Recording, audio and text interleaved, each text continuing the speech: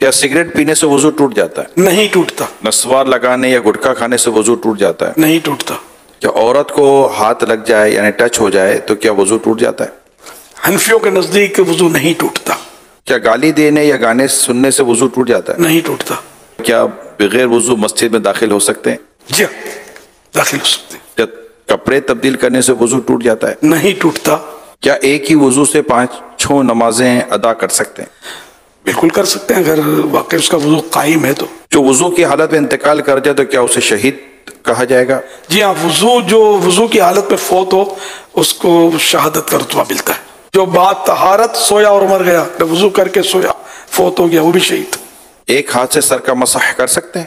ہو جائے گا. بس سر کا مسح کیسے کرنا چاہیے؟ سنت تو یہ ہے کہ جیسے کہ دونوں ہاتھ تر ہیں اور سیدھے یہ ہاتھ ملا کے اس طرح لے جائیں کہ ہر بال جو ہے یہ اس پر تری پہنچے پانی کی.